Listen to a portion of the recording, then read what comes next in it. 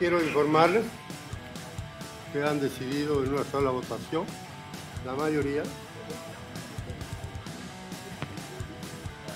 Lima, Perú.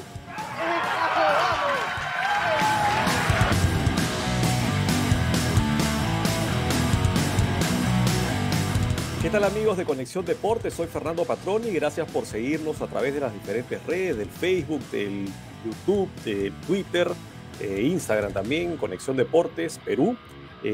Nos toca ahora entrevistar a una persona, ya ha estado en el programa, es un honor para nosotros tenerlo aquí. Ha sido mi profesor en la maestría de la MBA en la Universidad de Lima ya hace muchos años, ya 2003, o sea, ya hace bastante tiempo. ¿Cómo pasa el tiempo? Lo hemos tenido en la radio, ustedes lo van a reconocer. Le damos la bienvenida a Carlos Neuhaus. Carlos, ¿qué tal? ¿Cómo estás? Fernando, gracias por recordar eso de que fui tu profesor. Bueno, cuando hablamos de ti, Carlos, lo primero que nos viene a la mente, y en el tema deportivo obviamente, es la realización de los Juegos Panamericanos Lima 2019, que no fue fácil. Tú fuiste el principal gestor de esto. Cuéntame, Carlos, ¿a qué crees que se debió el éxito de los Juegos Panamericanos Lima 2019 a pesar de las dificultades iniciales que se tuvieron?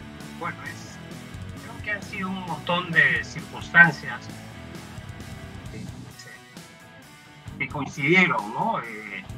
Creo que lo más importante fue poder armar un gran equipo, ¿no? De gente honesta, trabajadora, con mística, y que tenía muy claro que tenía que sacar el nombre del Perú adelante, porque este era un compromiso de Estado que en octubre del 2013 pues se había comprometido, y a nosotros nos tocó esto en asumir el cargo el 26 de septiembre del 2016, o sea, había pasado más tiempo desde que se tomó el reto, o sea, desde que se consiguió hacer los Panamericanos, el tiempo que nos quedaba por delante, ¿no?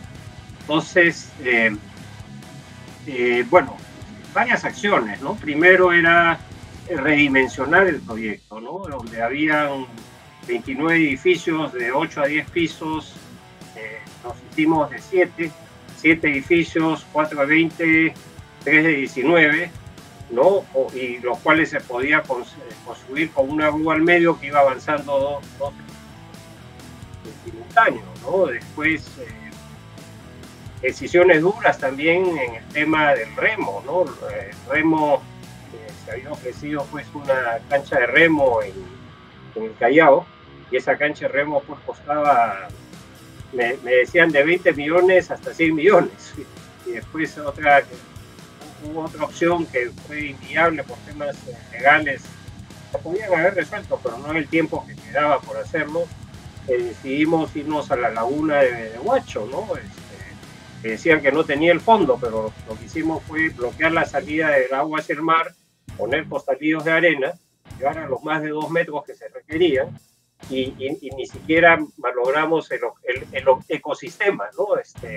Después habían 3 polideportivos, decidimos hacer 2, ¿no? Y uno que se iba a hacer en San Isidro, lo movimos a Villa Salvador por el tema del legado, mucho mayor impacto, y San Isidro estaba por ser construido sobre sobre el acantilado, sobre rellenos, o sea, era un riesgo muy grande construir ahí, y bueno, también tuvimos problemas con los secuestres, que lo hicimos, tenían en 2 lugares, lo hicimos en la Escuela Militar del Ejército, lo cual también significó ahorros importantes. Hubo la discusión de usar el estadio Miguel Grau para el fútbol, y lo que surgió ahí, tuvimos la oferta del rector de la Universidad de San Marcos para hacerlo en su estadio, ¿no? Y la inversión en su estadio era mucho menor que hacerlo en el Miguel Grau, que tiene problemas estructurales, ¿no? Y dejamos un legado tremendo al rescatar ese estadio que estaba perdido, ¿no? Recuerdo que en la universidad íbamos a jugar fútbol ahí, ¿no? Entonces se tomaron una serie de decisiones rápidas, ¿no?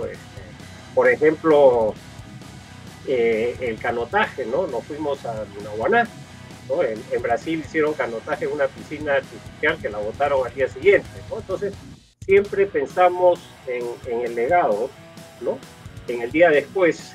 Luego le pedimos al presidente Kuczynski, que estaba en ese momento a cargo, que necesitábamos ciertas leyes que nos permitieran avanzar con rapidez y no incurrir en los mismos errores que Julio Fabre, o sea, era un ejemplo de gestor, no pudo porque no les dieron las facilidades legales, ¿no?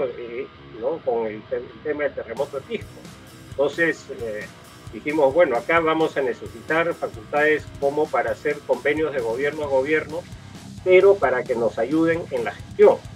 Lo importante de eso fue que trabajamos pues con ejemplos ya de países desarrollados, de transparencia y honradez, que incluso no permitían pues que una serie de cosas, porque todo se hacía a través de una plataforma virtual, no había contacto con las personas y todo tenía, incluso las obras nunca se detuvieron, por más problemas que hubieron, siempre se lograron poner de acuerdo. En fin, y fue un trabajo contrarreloj, innovamos también en lo que es obra pública y ojalá se termine de captar esos sistemas, digamos, importantes de gestión de hacer proyectos en el Estado, ¿no? Todavía, y claro, tuvimos una seria resistencia porque estábamos eliminando a las personas del medio. Tú has hablado, Carlos, de que en algunos casos pues, se tuvieron que tomar algunas decisiones, como en el caso del remo, en el caso del canotaje. ¿Qué pasó, por ejemplo, en el caso del tenis o en el caso del golf? Siempre que hablo con chicos del tenis me dicen, oye, me hubiera gustado que hubiera quedado también un legado de infraestructura para el tenis, un deporte que no se desarrolla tanto en el Perú porque faltan canchas públicas, ¿no? Cosas que sobran en otros países muy cercanos, por ejemplo. Respecto al tenis, la idea al final, pero que ya no dio el tiempo necesario, fue en el espacio que quedó libre, porque nosotros reducir de 29 a 7 torres, dejamos un montón de espacio libre en el Día Salvador. Entonces, ahí se planeó, o sea, y está planeado también hacer más canchas, agregar canchas de tenis, teníamos diseñado, y también, también teníamos más canchas de fútbol. El golf, Lima Cricket, perdón, Lima Golf nos dio gratis, ¿no? Ellos ofrecieron el club gratis. En el lawn tenis, era el estadio nacional, digamos, de tenis. Lo que hicimos fue darles una cantidad de dinero bajo control, digamos, al lawn tenis para que ellos hicieran todas las refacciones de las canchas, baños, tribunas, etcétera, ¿no? Entonces, esa fue la opción guía. Como comprenderás, pues teníamos que ver el calendario, cuánto tiempo de construcción nos quedaba, y el mensaje era cumplir con todas las fechas, ¿no? Y felizmente 3 meses antes del inicio de los juegos ya lo teníamos todo listo. ¿Tú crees que es bueno que haya una entidad ahora legado que es la que se ocupe de la administración de esta infraestructura? ¿Debería pasar en algún momento al Estado? ¿Debería pasar en algún momento al IPD o a las federaciones? ¿Las federaciones están capacitadas para poder administrarlas si así fuera? A ver, primero, legado y todas las sedes son del Estado. O sea, el sector privado no es... Acá se ha generado una distorsión de que esto no es del Estado, es del Estado, ¿no? Lo que se hizo fue copiando la experiencia en Londres, ¿no?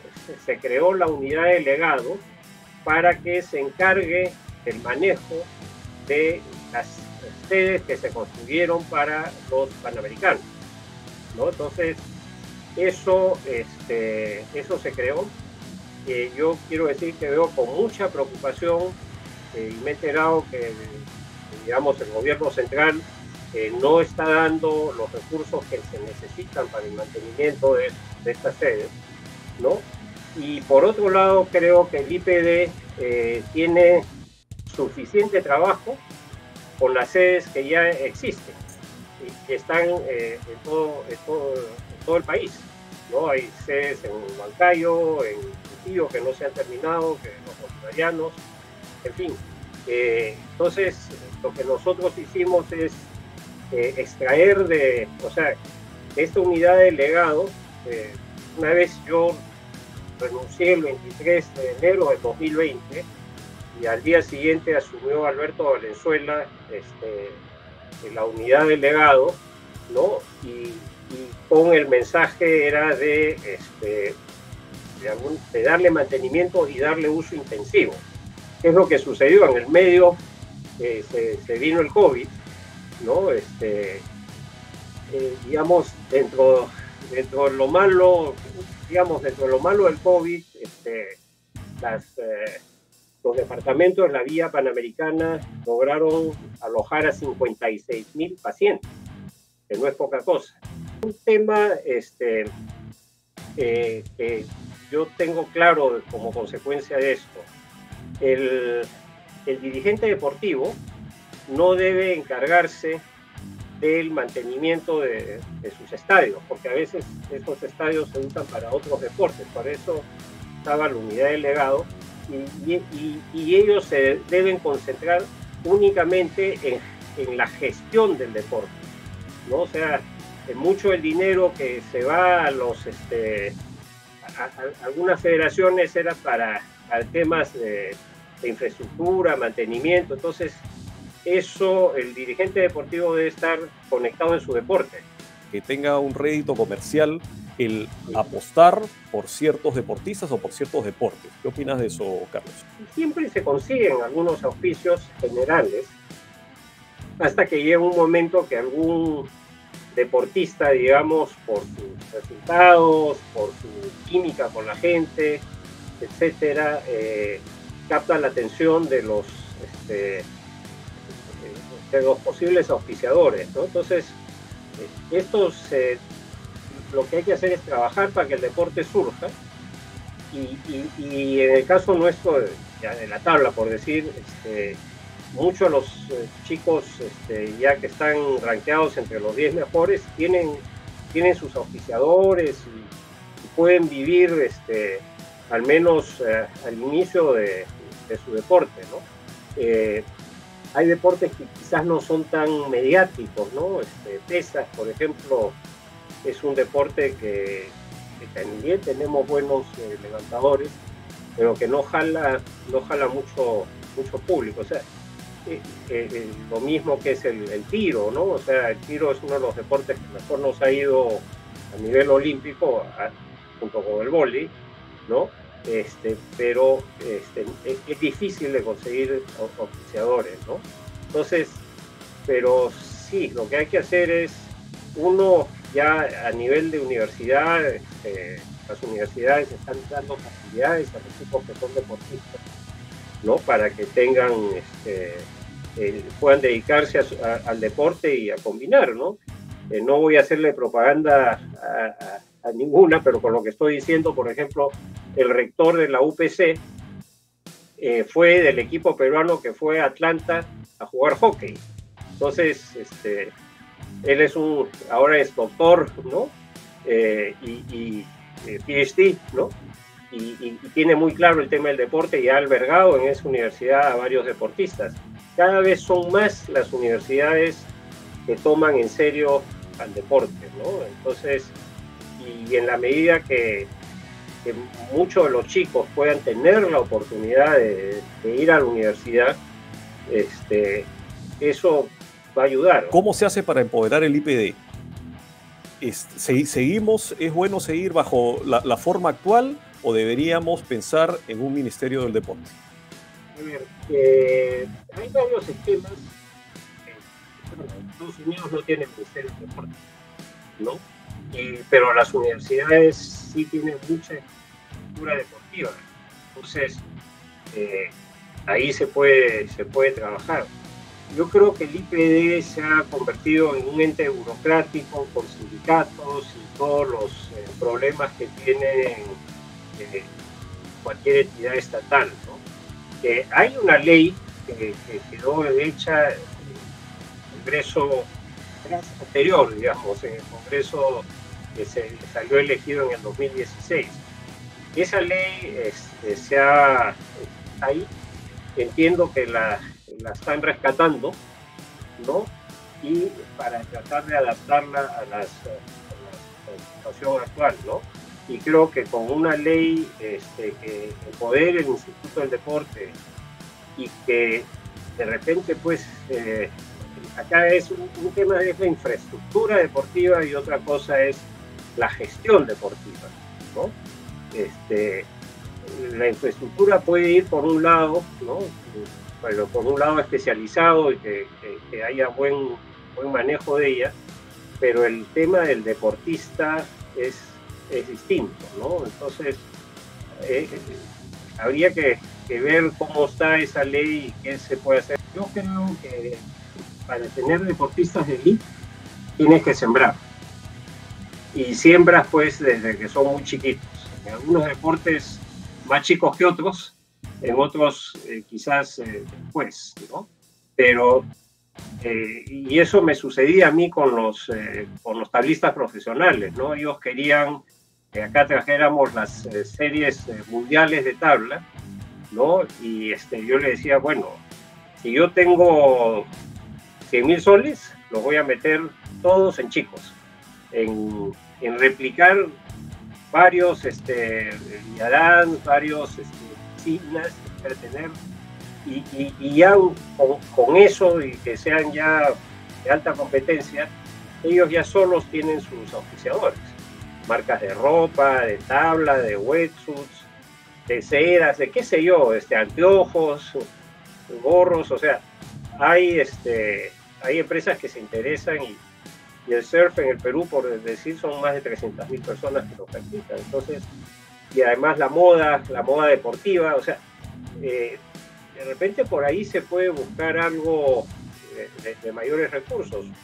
Una idea es, por ejemplo, en los espacios, hacer un planeamiento estratégico con los espacios que van quedando en la vía panamericana para que puedan servir de rentas, ¿no? Se puede en una esquina poner un centro comercial y que el alquiler del centro comercial sea dedicado al mantenimiento de las sedes o al deporte, etcétera, ¿no? Entonces, hay varias cosas que es posible hacer con un poco de imaginación y creatividad, que creo que están un poquito ausentes, se han ido de paseo. Claro, lo que pasa es que también muchas veces el deporte y la educación, los resultados no se ven inmediatamente, ¿no? Entonces, tú dices, hay que sembrar y se ven después de 5, 10, 15, 4 periodos olímpicos. Entonces, el dirigente muchas veces está buscando su reelección y necesita el resultado inmediato, ¿no? Entonces no ve a futuro y no le importa mucho irse mucho más allá. Eso pasa con nuestros gobiernos también. Bueno, he dicho dirigentes porque como este no es un programa político, no voy a hablar de política. Sí. No lo sé, pero ese es, digamos, una realidad. Sí. O sea, en el Perú no pensamos, pongámoslos en todo orden de vida, no pensamos en el futuro, ¿no? O sea, oye, guarda tu dinero de la AFP, no estoy a favor, acá no vamos a discutir eso, ¿no? Porque el día de mañana, cuando tengas más de 50 o 60, ya no eres tan empleable como cuando lo eras pues de 30, ¿no? Entonces, y la gente no piensa en el presente, en que no, yo ahora necesito una licuadora, qué sé yo, cualquier cosa, y eso pues la gente sacrifica el futuro por el hoy, ¿no? Te agradezco por estar aquí con nosotros en Conexión Deportes. Interesante ver siempre tu visión, una visión del deporte desde el lado privado, desde el lado del empresario, desde el lado del dirigente, con el éxito que tuviste en Lima 2019. Como tú dices, es un equipo, se dio el apoyo, se dieron las leyes que son necesarias, ¿no?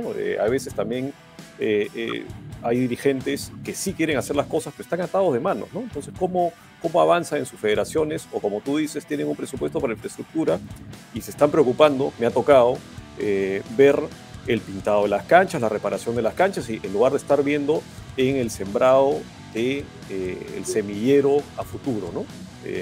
Así que te agradezco por estar aquí con nosotros en Conexión Deportes. Y bueno, no sé si quieres cerrar con algunas palabras. No, mira, había tenido la oportunidad de estar en el lado académico, he sido tu profesor en la universidad, en el lado empresarial, en el lado de dirigente deportivo, en el lado de hincha, ¿no? En el lado de padre de familia.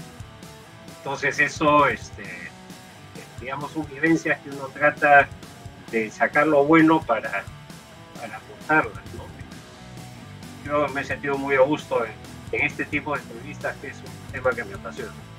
Perfecto.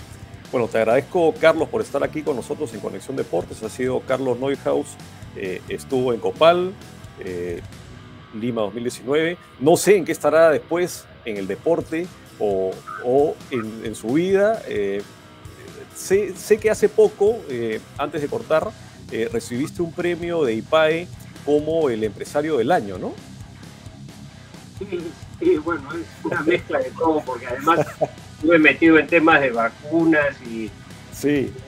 Y mover a la gente cuando habían todas las migraciones por las pandemias, que harán cuarentenas, en fin, trabajo silencioso, pero alguien la sacó a la luz. Te nombraron como el zar de las vacunas, ¿no? En un momento. No fui. O algo así. No, o sea, se formó un equipo, ¿no? Yeah. Está registrado en la carátula de un periódico, y que lo único que hicimos fue hacer sonar la campana porque no se estaba haciendo nada, y eso fue el rol que tuvimos. Después el presidente Sagasti me pidió que lo ayudara en los temas de la logística de las vacunas, y con mucho gusto lo hicimos. Pero muchos creen que yo negocié vacunas. Nada, ni siquiera nos sentamos en una mesa con las otras personas, ¿no? Que negociaba el Estado, el gobierno. Claro. Pero en fin, lo que nosotros hacíamos era arrear, ¿no? Oye, consigan las vacunas las mejores, pero que vengan de una vez. Claro. Bueno, muchas gracias, Carlos. Dejo una pregunta en el aire. ¿Entrarás a la política? Lo deja ahí, sin respuesta, sin respuesta. Sin respuesta. Gracias. Te mando un fuerte abrazo y espero volver a encontrarnos pronto y seguir conversando como lo hemos hecho el día de hoy. Gracias, Carlos. No, muchas gracias a ti. Ha sido un placer. Gracias. Chao.